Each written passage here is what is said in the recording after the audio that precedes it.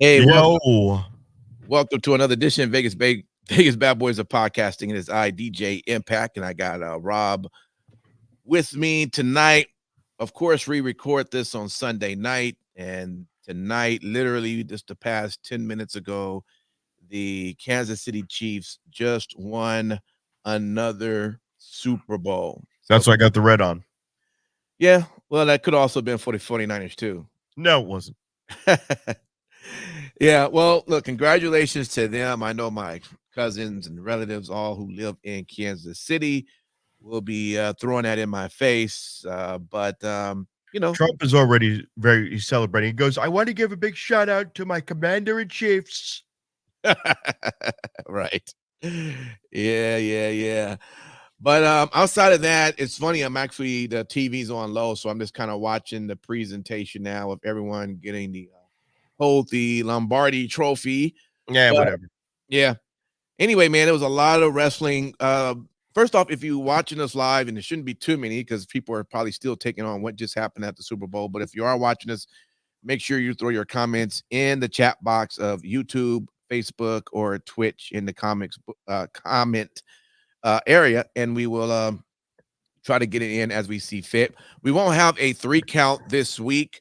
Yeah, it's just going to be this show here. And Rob, a lot has been happening in wrestling this past week. Hopefully, we only have one story to talk about, really. I mean, hopefully you watch something of AEW because I don't ever watch it, but we can ignore it totally. I know they just had a show here in Vegas. I'll be honest, I didn't get to watch that show. I didn't get to participate in that show. Okay. Man, I had tickets for me, and I couldn't do it. Yeah.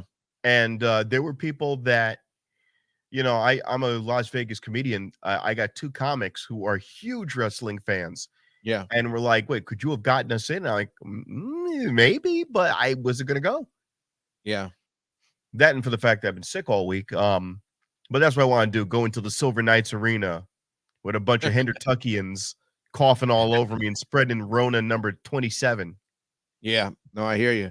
I will say, just from looking at a few photos, though, they did have a little nice crowd. It wasn't like packed out, but for the setup they had and for the amount of tickets they sold, it looked like it was a decent turnout. We'll leave it at this. We'll leave it at this when it comes to AEW.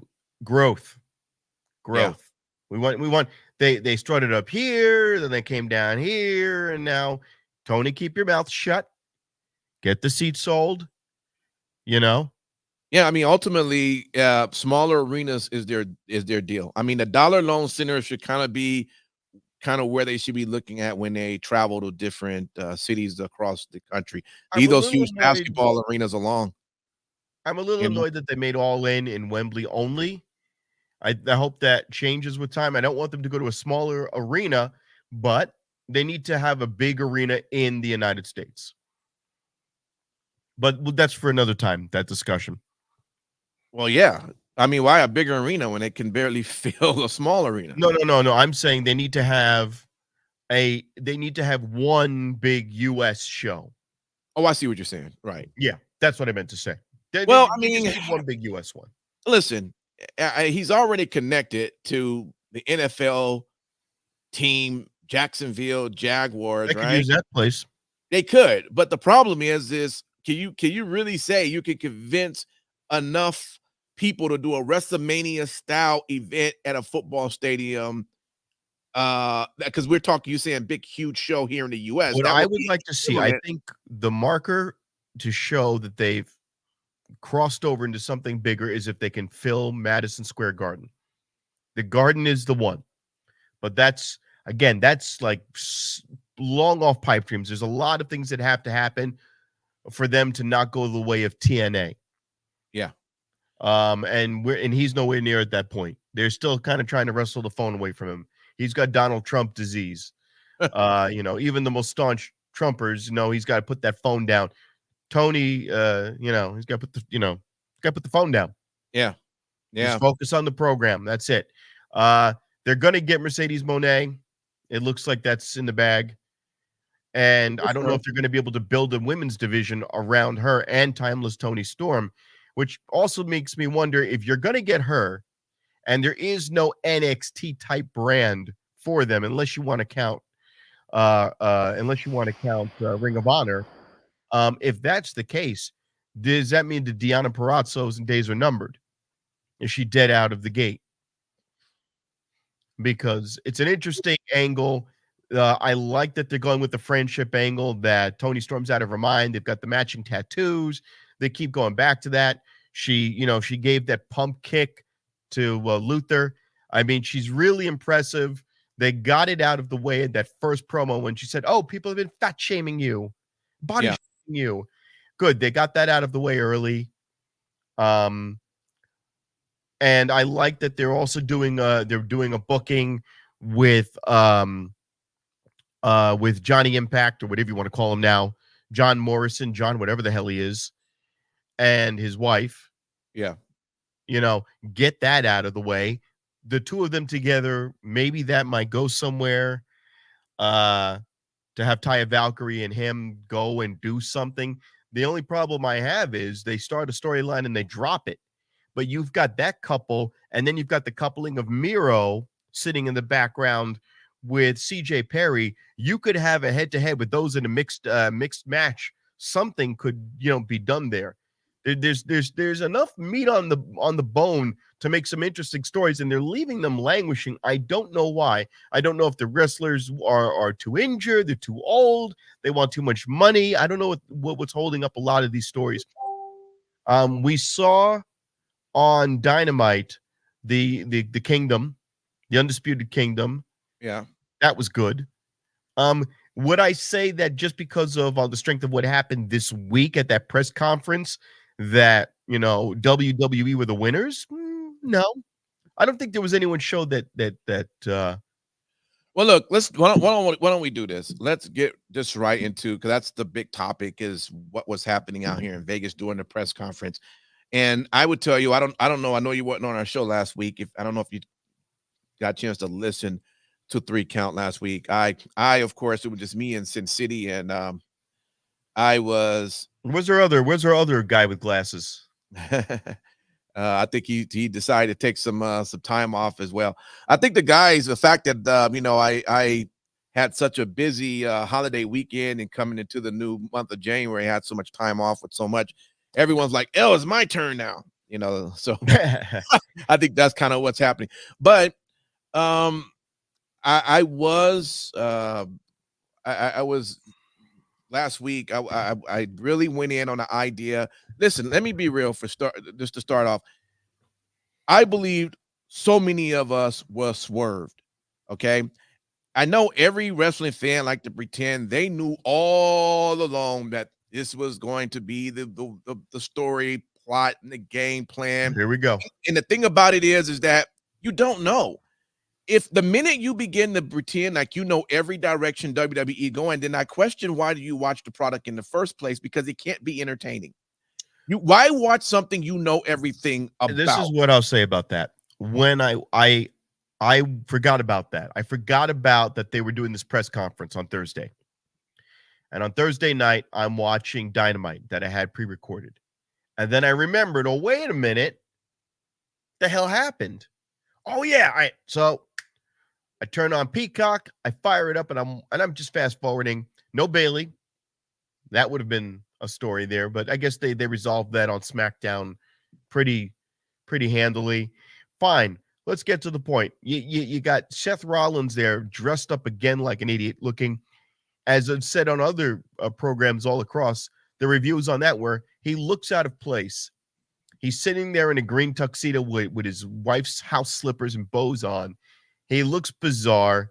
We've gotten beyond the point now where he's trying to get attention. He doesn't need to do this anymore. I would rather have seen him in ring attire almost than coming out like that. And he's just standing there awkwardly.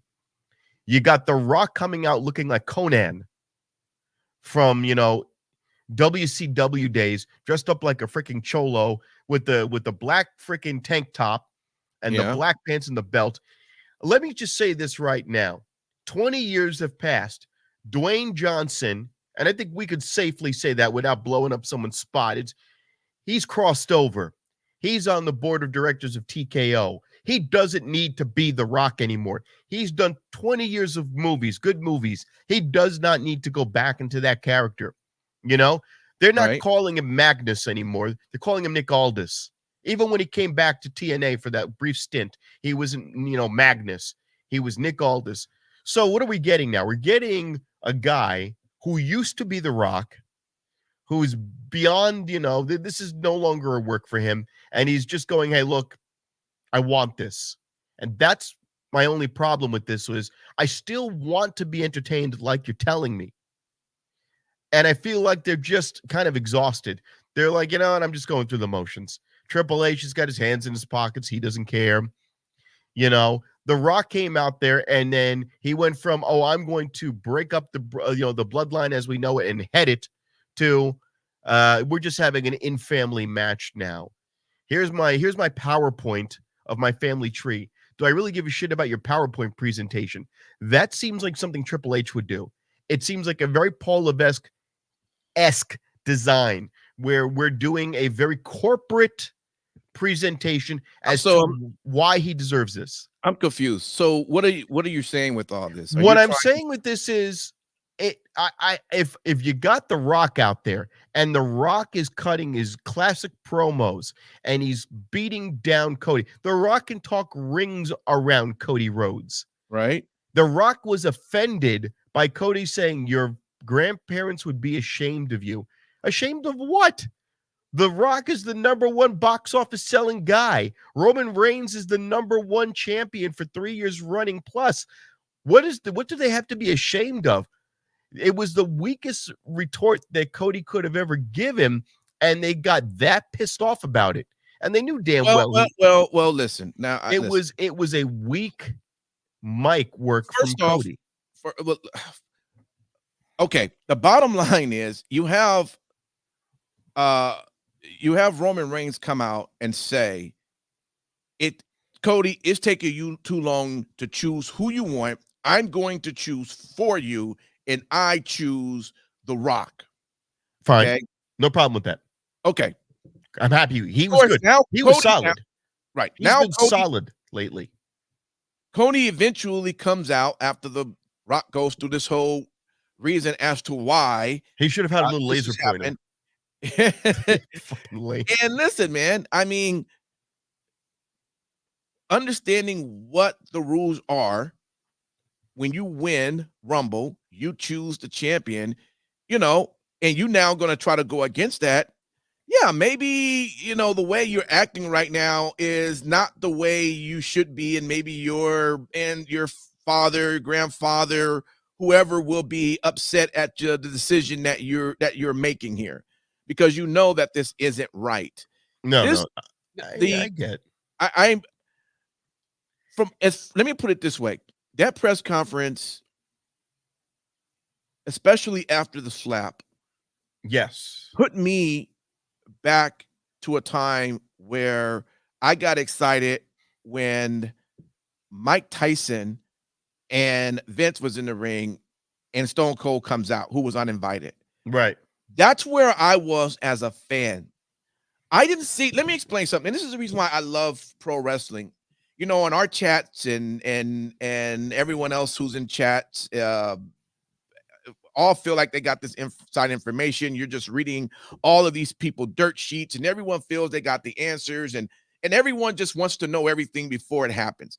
I stay away from most of them, to be honest with you. Well, it ruins the experience for you. It does. It does. Breaks the mysticism of it all. It does. And so part of the reason why I was sold in the entire gimmick is because I had no idea. And again, I go back to say, I don't think many fans knew. It's funny now to hear people going, oh, well, I'm sure they really wanted Rock and Roman, but now they made WWE change. And I don't believe that at all. I believe this has been the way that it has been. I'm going to call this. I'm going to call the next 2 months, okay? Real simple. First of all, as far as that promo, my only dislike of it was from being a fan of The Rock for so many years to know how good he is as an actor and as a comedian. His many SNL stints were funny as hell. I felt that he was the weaker. Now, that could have been by design to make Roman look that much better on the mic, because Roman's been on fire lately on the mic. Sure. When he was talking about Rollins being hobbled and limping around the ring. What kind of champion is that? Funny as hell. It's really a baton pass. Roman is finally picking it up. Great. Good. Like it. Rock felt weak to me. They would be ashamed of you. Cody's, to be perfectly honest, weak on the mic. Seth, at a certain point, didn't really need to be there. Once it was said, I don't want you, they should have had him just step back a few paces. To have him jump in there and try to get involved with The Rock, whatever, fine. Afterwards, The Rock saying, oh, you better fix this, H. Cool, I like that. I like that angle. I like the angle of The Rock being this Karen character now. This jaded, that their family are these Karens. It's owed to them. They're entitled. I love it. Here's what's going to happen. Obviously, you had the obvious choice is to have the Elimination Chamber for the men. What else were they going to use it for? And have that be the deciding factor as to who gets to face Seth Rollins. Whomever Seth Rollins goes against is going to beat him. He's too injured. Right. He's too injured. They'll have to push it up. You'll have Damian Priest use his money in the bank on Seth Rollins or whomever beats Seth Rollins. That's in the bag. We don't know as a whole who's going to be that person he faces at WrestleMania, but that's in the bag. What's going to happen now is an Elimination Chamber. The Rock is going to wrestle Cody, and whomever wins gets the title shot. That's what it's going to be. He's going to complain and complain and complain. Triple H is going to have to come up with a decision. He's going to decide that Cody's going to have to beat The Rock if he wants to keep his spot. There'll be a million run-ins on Cody. They will make him go through hell to get to WrestleMania. Well, listen, whatever that, and even if that's the game plan, the bottom line is that this is kind of where this has been going from the beginning. Sure. And it's funny to feel that fans, instead of them accepting the fact that they really just been they swerved on. Were they swerved? Was this a work all along? Was this whole thing with The Rock a massive work? In other words, to get the WWE universe and to get all of wrestling so angry. Yeah. I listened to Busted Open on the car rides to work every morning. Dave LaGreca was having a stroke. And the funny thing is, all of the wrestlers on his show, who he has as commentators, Mickey James, you have the hardcore legend, Tommy Dreamer, you have Bully Ray, and they're all like trying to console him. Even Thunder Rosa, like, well, she goes, David, these things happen, and you're not a wrestler, so you don't understand. This isn't a big deal. You guys are just whining. That was the one line that I thought was very low creativity from The Rock. Cody crybabies, and it's over with people. But I was like, you know what? Anyways, that aside, if that was a work, brilliant on their part to make the entire universe that angry. The point where they're giving The Rock's daughter death threats, fucked up. She's not on the program. Right. She's on NXT. She's not established herself yet. She has nothing to do with this. Yeah. Look, as angry as I could be as a fan, if you want to call me a mark, if you want to say I'm not savvy enough as a follower of wrestling, or anybody else is getting upset about this, you know what? That's on the WWE for pushing this character down our throats for 2.5 years almost since Cody's been with the company again on this new run and building him up to be their face. 39, they take it away from him. Fine, he needs more seasoning. 40, oh, and you're going to just not even let him get to the grandest stage of them all. You're not going to let him get there. That's what pissed people off, But for sure, again, it makes for a great story. It does. Now, my whole point is that I believe now that I've seen it come out that this has been something that has been planned for a minute. I don't believe that this was ever going to be. Listen, the people have been wanting Rock and Roman for a while now, but why give that? Why give that at the time where they've been pumping up Cody? And that's where I think a lot of us they swerved us, because at some point it made it almost seem like that was exactly what was going to be. But apparently it was in their cards to know, listen, you want to have your fans, you want to be the ones that is you know, you want to be the puppeteer. You want to have us acting a certain way and believing a certain thing. That's again what makes wrestling so exciting. And they did exactly that. They All did right. it. They did what they needed. Let me ask you a question. Yes. Okay, CM Punk is not injured. What happens? What is Elimination Chamber? Is it just a women's Elimination Chamber, or did they throw him in the Elimination Chamber anyway and make him work for it? CM Punk? Yeah, he doesn't get injured. No tricep injury. And he was in it. It was assumed to this point, up until WrestleMania, It would that be no matter CM what. Punk and Seth Rollins. Correct. Yeah. They were building it up. They were Sure. saying Seth Rollins was talking shit about him when he came back. Right. I'm with that. They built up enough hatred there. They could have said, without saying any other promotions, they hated each other going up through the indies, Ring of Honor, maybe show, get a permission to do a picture of the two of them as younger stars, whatever. They were certainly building it up. I am not a big fan of Fragile Phil. He annoys the living shit out of me. You're an AEW fan, so now AEW fans think shitty of him, and quite frankly, happy about what has happened. I was there when I was at that match. I was at that show at T-Mobile when he won, and then what happens? He fucking breaks his foot doing a routine, baseball slide or some shit through the ring ropes. I mean, he's fragile now. I don't think he has ring rust. I think his body is too brittle. Yeah. Now, that aside, his mic skills are incredible. He could be a commentator, and that's his future. He should be a commentator. Well, listen, so now that he is injured and Seth has to happen, I believe the way we should go now, especially if it's in the cards for Cody to win, I think it'd be great now that we already know Seth's situation, and if Cody is our face, we need to have a heel to go ahead and take that.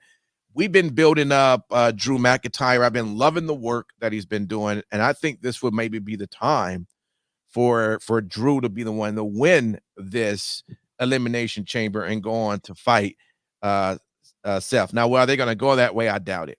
But the storyline with Drew has been it's been awesome, and quite frankly, why not give him his moment in front of 60 to 70? I would almost say this, because again, I want to, big point is you've always got Damian Priest in the background. Sure. So, and Damian Priest could easily cash in on Cody. He could cash in on a very weakened Cody, and that could be I would not mind that if he tried that.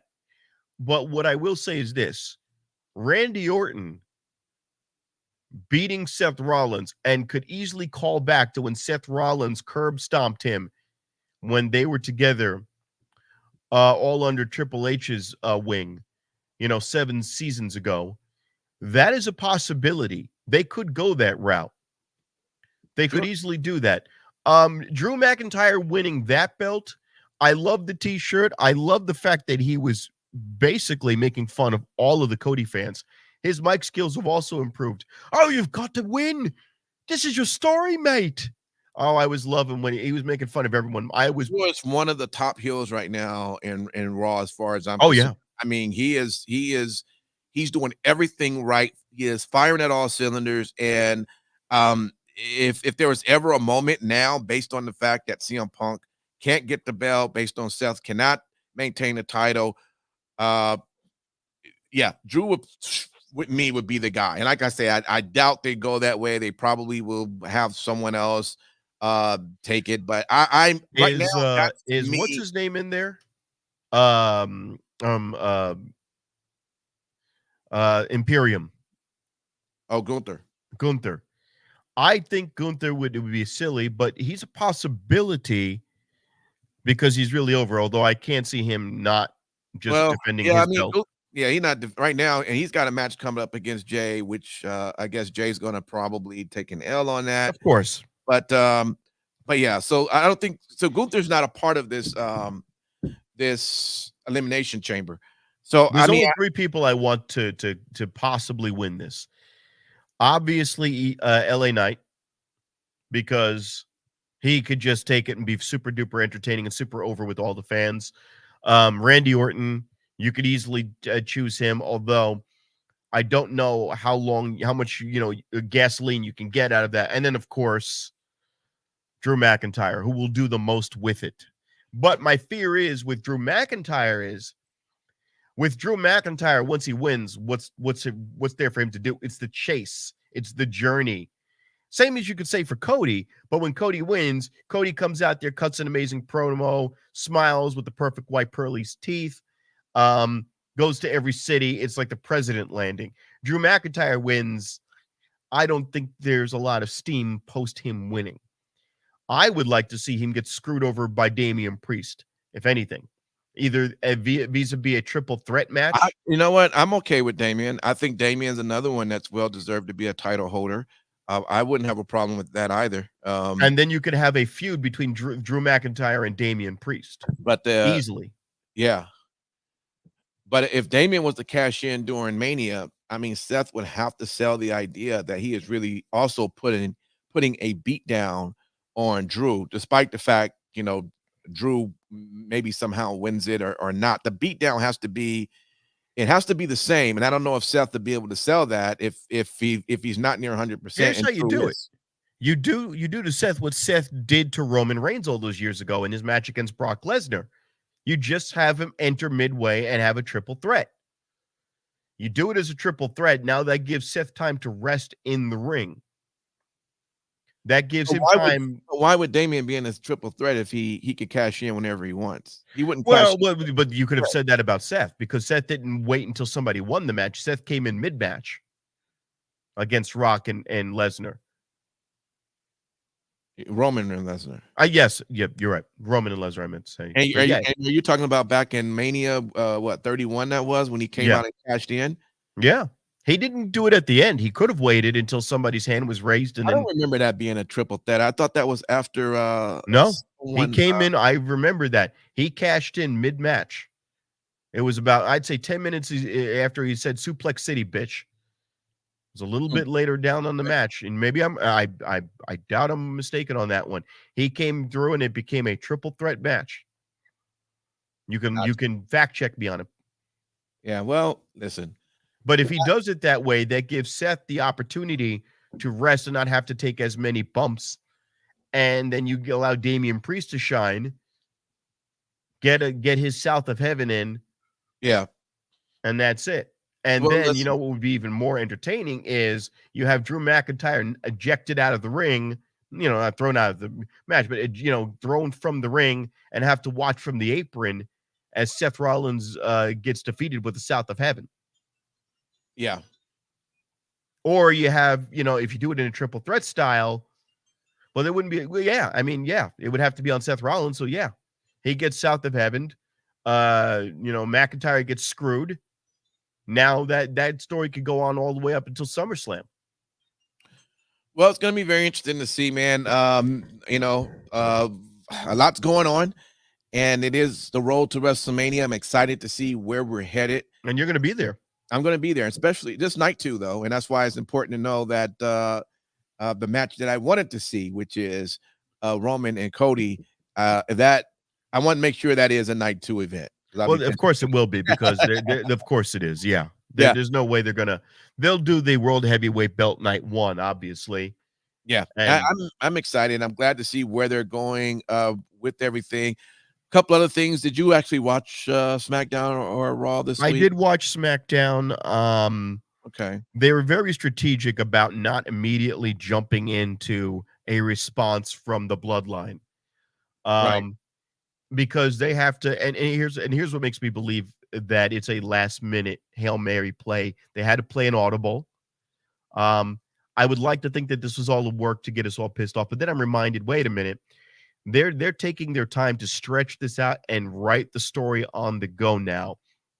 Now that I think back at it, it's not a work because the fact that Paul Heyman's holding that thing together. Paul Heyman's the glue of this whole thing. Oh, of course. And he goes, next week you're going to hear from my tribal chief Roman Reigns. Off camera, and The Rock. He is their MVP. Oh yeah, he really is their MVP. I don't think anyone believes he is underrated. I want to say this week, though, we'd be remiss if we did not talk about the firing of TNA's Scott D'Amore.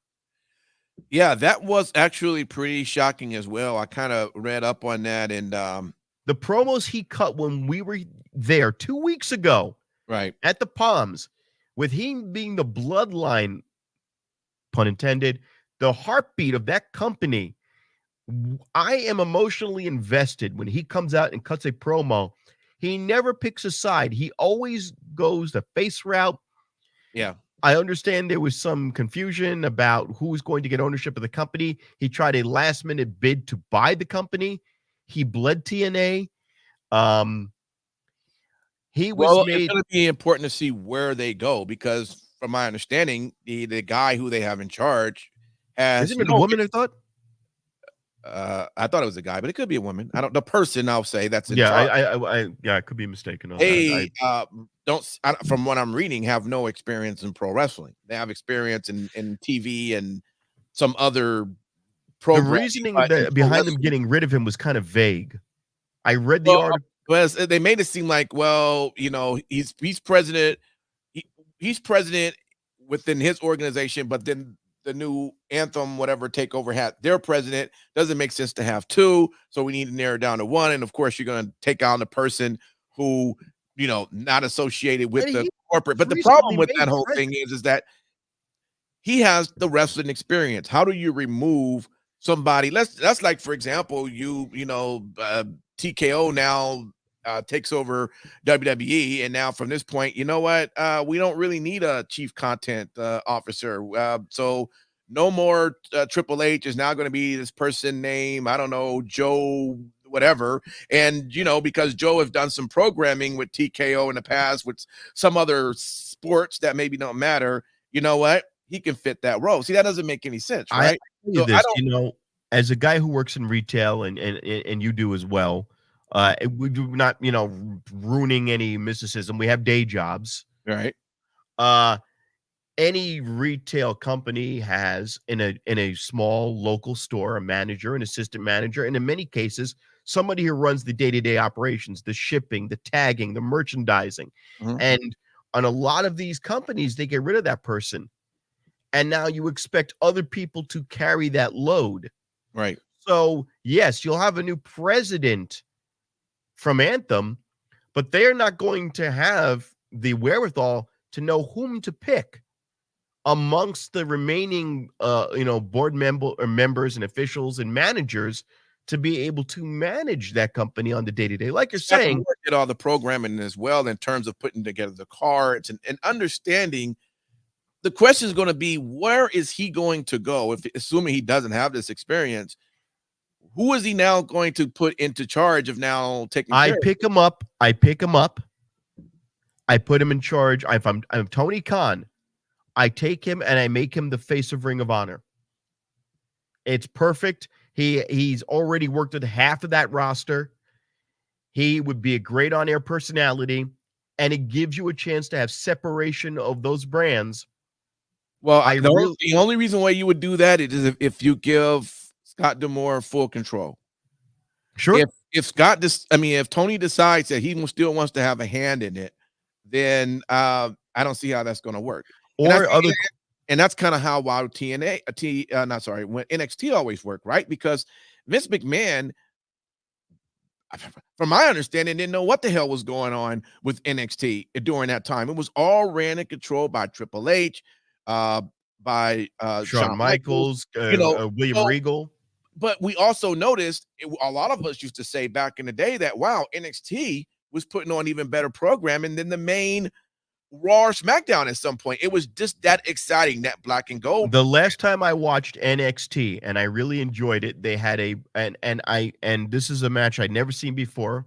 I have not been exposed to this type of match. It was a Matt Riddle match, and they were fighting on top of the cage, and then it was kind of submerged a bit. It was a different type of a cage match. I'd never seen anything like it. And I remember seeing that, yeah. And then it was also the first time I had been exposed to Keith Lee. So I was starting to come around to the programming. I was like, okay. And then they made it family double dare bullshit, NXT 2.0. Right, and that's what happens when you get somebody else involved. Now, the only difference is that Vince is not an outsider. At least he knows something about pro wrestling, even though he didn't know who these guys over at NXT was. But jumping back over into the Scott D'Amore situation, if you're going to at least give him, if going by what you're saying, control over Ring of Honor or whatever the case, let it be fully controlled by him, and TK completely stands away from it. You still fund it, it's still under you, but you leave that alone and let Scott run it, and then maybe you will actually have a different look, a different what I want to see from Ring of Honor is a complete separation. I want Ring of Honor to be what it is. I want it to be the NXT, but I want you to understand that to get to AEW from Ring of Honor is a privilege. It is not just expected that when they have to fill a segment, they're just going to pull somebody from Ring of Honor. Not pull them up, but just make a lateral move. Ring of Honor should not be a lateral move. It should be an up, that you're going from Ring of Honor up to AEW. I believe that AEW, for instance, in the sake of a Deonna Purrazzo, you are getting upgraded to a really big program. Is it the grandeur of the WWE? No, I would never, ever in a million years have said that. But you are going from, if you're going from TNA Impact to AEW, from a room of 2,000 people to rooms of 10,000 people potentially, or 7, you're making an upgrade. You're elevating your status as a wrestler. You're elevating how many homes are going to be seeing you, how many people are going to be exposed to you. But Ring of Honor, you've got a lot of people there that are in developmental, so to speak. They're still trying to figure themselves out. I mean, Athena has been thriving or languishing over there. That's a matter of opinion, but that's where she is. She's not coming to AEW. They tried it. They couldn't figure it out. So now if you're going to have a trios title, well, then why is it being defended on AEW Dynamite, Collision, or Rampage?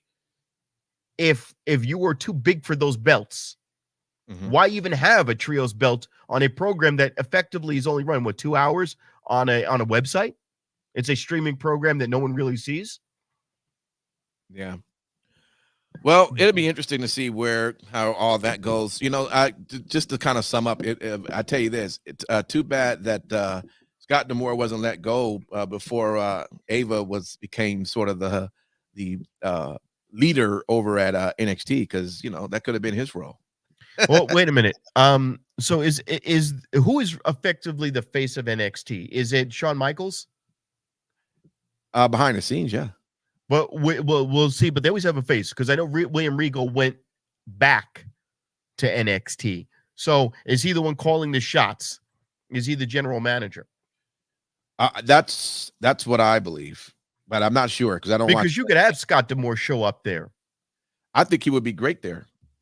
Look, I will say this right now. You might catch my interest.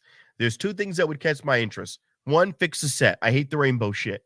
I hate it. Never going to like it. Never getting behind it.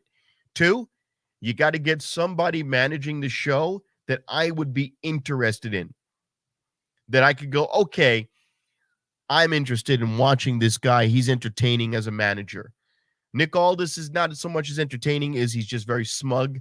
He's really well dressed. He's gigantic. I like Nick Aldis. I think having Nick over there, you have a Nick that came from a different organization. And then, of course, we have Adam that's from WWE, but he runs a certain organization. And if you had Scott D'Amore, that would, technically another organization, that would really look great. Just, With Adam and Nick, there's a yin and yang. The other guy seems very kind of roll up your sleeves, kind of, I can't think of the word, just plain or simpler folksy. Whereas, Nick Aldis, he just looks like a right British bastard. He's a modern day William Regal. He looks very shrewd. I like it. I think they need to balance, because it seems like too many people go to SmackDown. They need to bring a knock out of the park person to Raw. And by the way, what did I say? Maybe she needs some more training, in Jacksonville. But Jade Cargill doesn't look like she's going to NXT. I fucking told you so. That's fine. I knew it. My bald counterpart can eat it.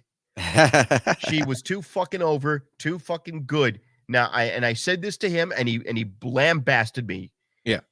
When they had the women's Royal Rumble, she did the spill into the turnbuckle, into the post.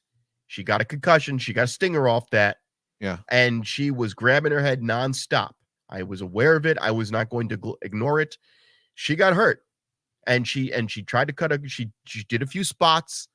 She tried to toss people around. She had the spot with Bianca Belair, but then she went back into the corner, and you saw Naomi coaching her, which big ups to Naomi for coaching her and trying to get her through that spot. They're probably saying, look, we can't put you in NXT. We built you up too much now, but we got to make sure that you're safe in the ring.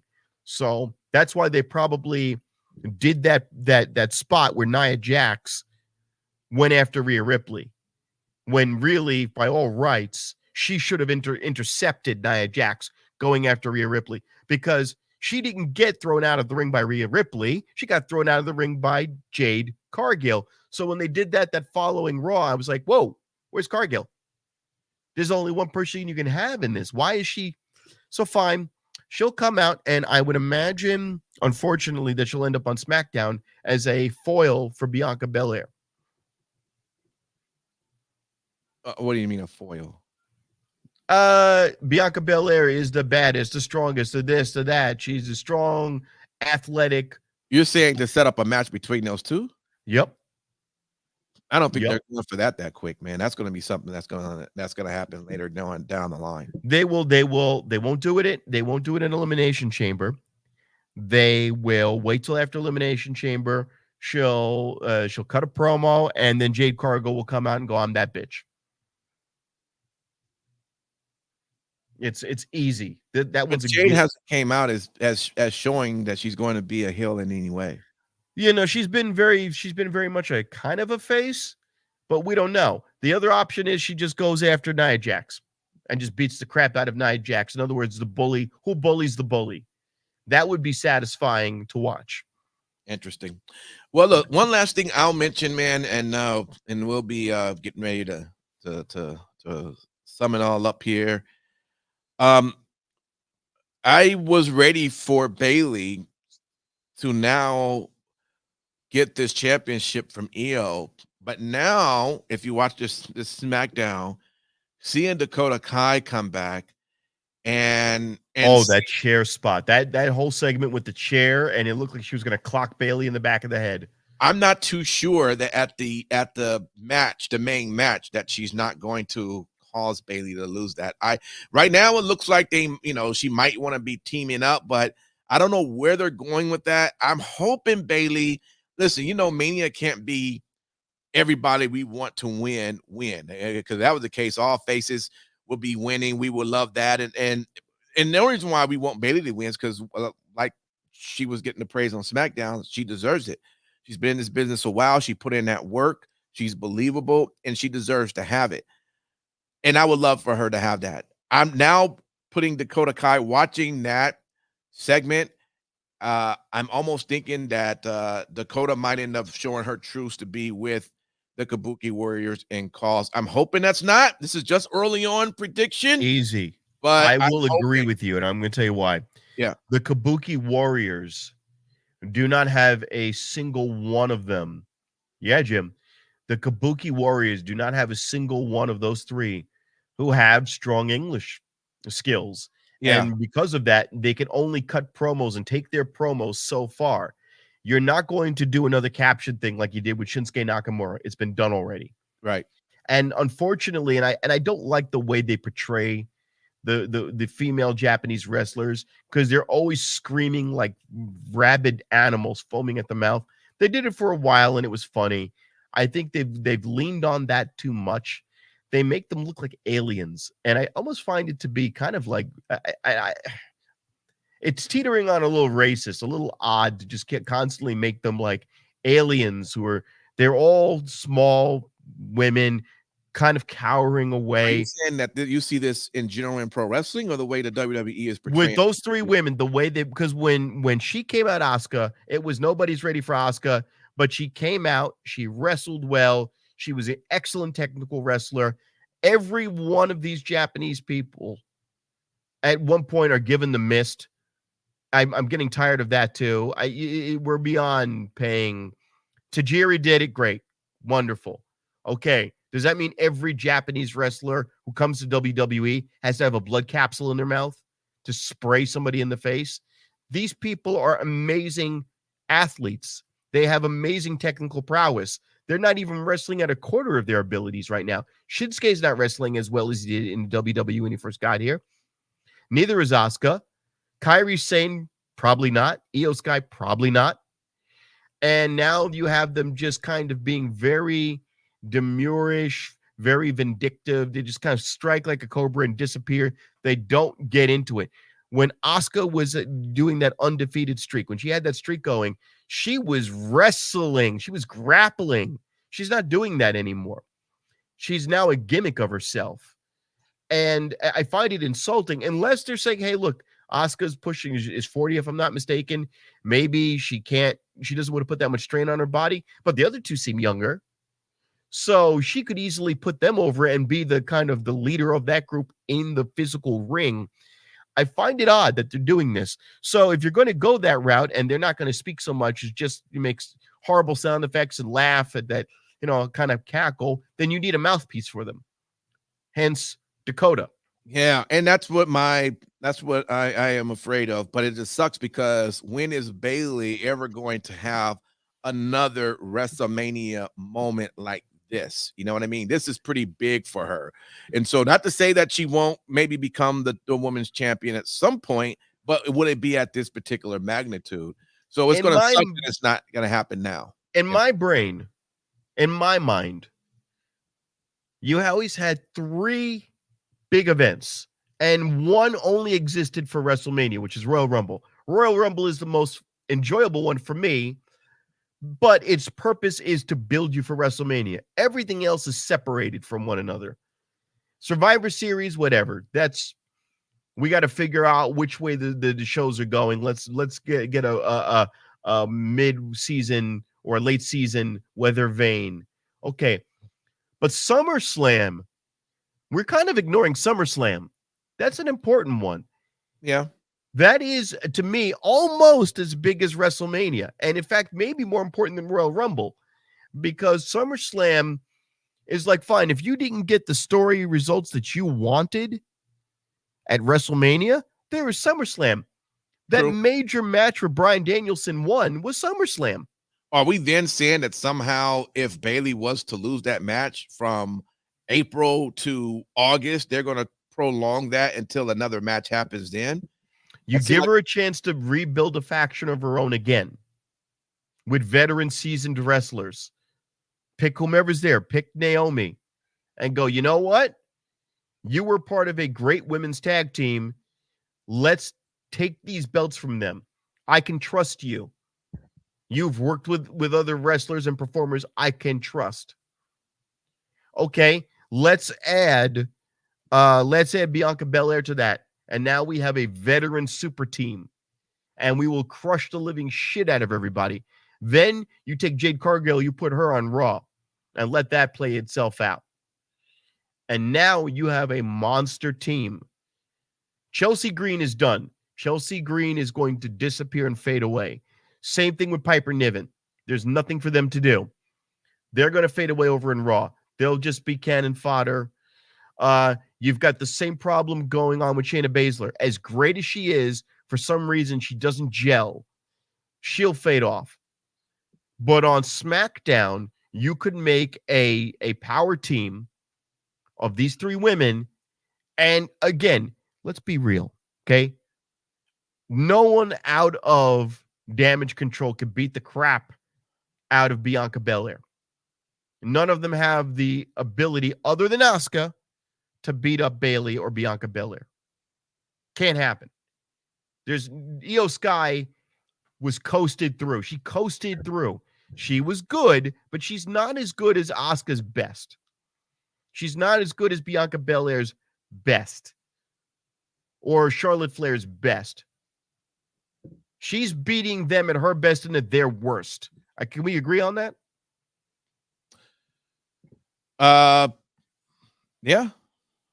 So if that's being said, and you've got 3 women over 5'8", muscular, athletic, over, because yes, it's a work, over, because now Bayley's super over. She's a super baby face. Bianca Belair's not going heel anytime soon. And then who was the third I mentioned? And Naomi. 3 baby faces. Hello. Against 3 weaker, smaller heels. So she loses at Mania, and you think she should team up with the others, and they're going to somehow prolong that storyline. One of two things will happen. The prolong that all the way to SummerSlam, where somehow Bayley would get a match with Io again and then win. How many pay-per-views are there between, and this is me asking so I can kind of solidify this in my mind, between WrestleMania and SummerSlam? How many pay-per-views do you have? You pretty much got to name once a month. So after April, you got 3 or 4. Yeah, you got May, June, July. So you at least have 3. I know Money in the Bank is one of them. But we know there's Money in the Bank and Backlash. That's 2. Yeah, that's right. Backlash is after. Backlash is after. That's a permanent one now. I wish they would bring back Vengeance.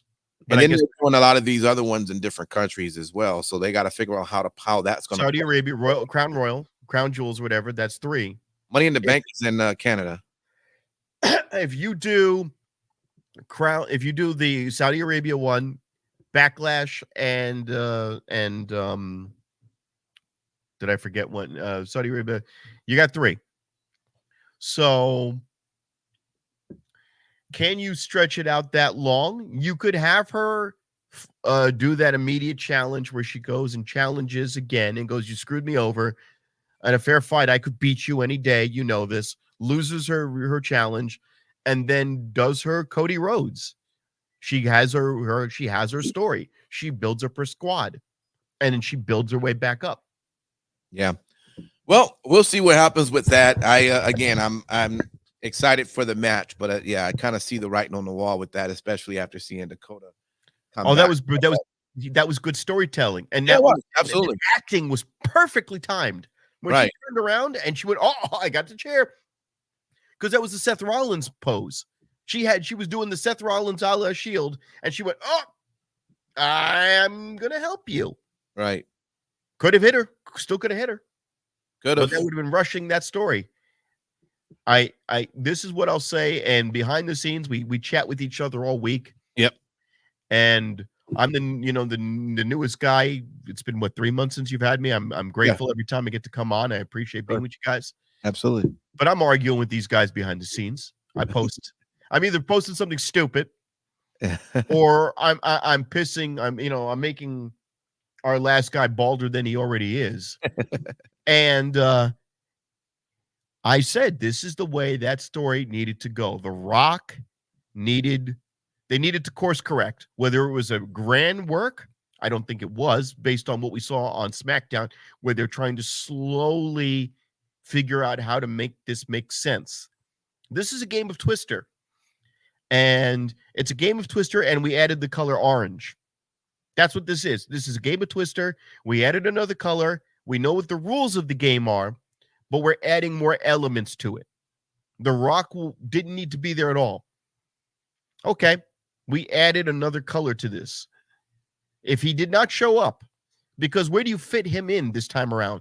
With LA Knight, with Randy Orton, with all of the people, the faces that you have who are in the heart of their careers, or even on the other side of that. It's just a prolong. There's just another added chapter to the storyline. Sure. And I'm okay with it. I'm perfectly When fine. do you bring back the Usos? Together? Yeah, you got to eventually, because why is that a question as of right now? Because here's the thing. If you want to do this, I would love to zoom into that picture and find out if Nia Jax was on The Rock's big family tree. Right. And I would like to know if he had Tamina on there. And the reason why I will keep bringing this up like a broken record is if you have active people who are either not that old, not much ring rust on them, or on the roster, and they're part of your family, and you're not acknowledging that, when you could have them all walk out as one cohesive unit and really put the thumb screws to Cody. I want them to ratchet this up. I would pay good money to see Nia Jax run in on Cody. I would pay good money for it. I would pay good money to have her have a China moment where you can run up on a male performer and interrupt his match. Where you get this. Nia Jax was on the list. She was good. Where the hell is she? She can't speak for shit right now. All she is good at right now, and she is running in on people and screwing things up. Yeah, good. Fine. I would love to see them. I would love to see Cody have to walk down that ramp with every family member in that Fatu lineup and an OIE lineup, and have to watch him walk through by himself. No Dustin, no freaking Brandy Rhodes, just by himself. And I would love to see him walk down the ramp with the image of his father behind him. How powerful and gut-wrenching would that be? That would be the ultimate tearjerker to see him go down the ramp, and instead of, his family crest that he designed, have a picture of his father. And he walks down the ramp with all of the Roman Reigns and the Rock family on either side of him down the ramp to really put the pressure on him, almost like a lumberjack match. How fucked up would that be? That he would almost have like a lumberjack style match where everywhere he turns, he sees a freaking member of Roman Reigns and the Rock's family. And he has to fight through all of that to win. Then you've got him. If he wins that match, he goes in the records, because he's not going to get 13 wins like John Cena. He's too old for that. He's not going to get 12 or 13 or even 10 belt runs. He's not going to get that. We both know that. Everybody knows that. Mm-hmm. He only deserves one good one at the very least, just to say he got there. And WWE eventually does owe it to their fan base, to their universe, to give us what we're paying for. I'm paying for Peacock. Fuck you guys. Oh, well, it's only 13. I don't give a shit. I'm paying for it, which means you're paying for tickets to wait online to get on a plane, wait online to get off the plane, wait online to get into a hotel room, to get out of the hotel room, to go wait in Philadelphia, to wait online to get a beer, to wait online to take a piss, to see this guy lose? No, you've done that once already. Fuck you if you do it twice. And Tommy Dreamer said this: if he loses, that's it. No one's going to want to see a third redemption arc and another journey to the top. I don't give a damn how many times he wins the Royal Rumble. I won't care anymore.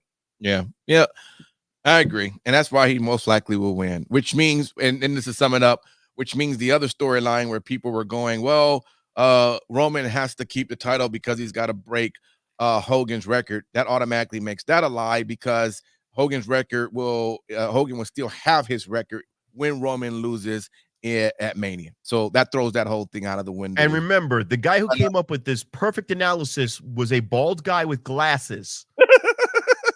Bald guy with glasses. The best analysis of this that you ever had. No fucking guy living in Florida who's just outside the Jacksonville Training Center jacking off. No. Fuck Travis, okay? He's a jaded prick half the damn time. Okay?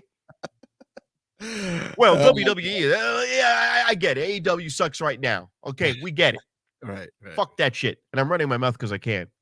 Because ain't nobody here but me and you. Yeah, well, we got a couple of. Shout out to Jim. Thanks for hanging out with us tonight, man.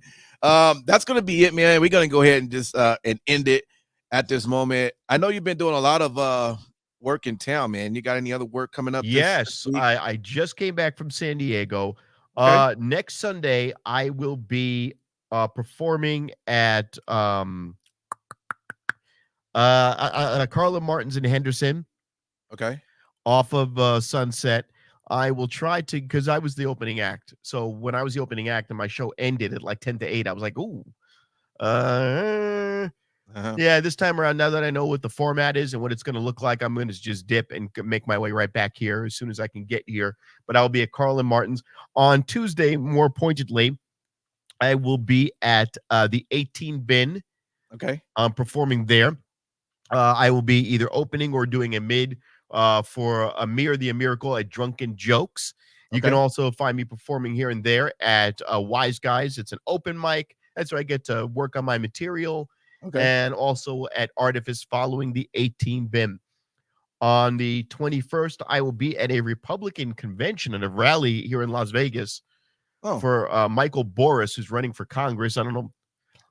Okay, never thought that would come out of my mouth. And they're like, "You're the Trump guy. I need you, man." I'm like, "Oh, okay, cool. All right." He needs Donald Trump. And then on the 25th, there will be on, I think it's Sunday again, a Vegas award show. Wow. And I'll be there at some capacity. And last night I did the Super Bowl Shot Collar show at Notoriety, and I opened at Notoriety for Shot Collar as Donald Trump. It was good, and I talked about my relationship, my tremendous relationship with my main man, the winning quarterback, Patrick Mahomes. That's right, Patrick Mahomes. Mahomes. Oh man, that's well, right, that's Mahomes. Yeah. Well, you're definitely doing a lot of work, man. So shout out to you. I'm doing a lot of work. Yeah. I'm gonna catch you at some point. I'm just gonna shock you. You're not gonna know I'm there. I'm gonna wait till you get off stage and be in the bar getting a drink, and I'm just gonna pop up like, "Hey, man, I made it." See, so just be ready for that. You'll get to see Donald Trump's black family. My family is going to be coming from Harlem. I'm half black, half white. Okay. I am the chalkiest black guy God ever made. Oh my Lord. And that should be exciting for the fam and all. Yes. So you're gonna get to see the rest of the crew, the rest of the fam. My tribe. I'm not the tribal chief, however. I'm like right now. I'm like the Jimmy Uso. Right. I understand. No oops. No yeet. Thank you for hanging out. We'll do this again next week. We'll do it all over again. Until then, take care and see ya.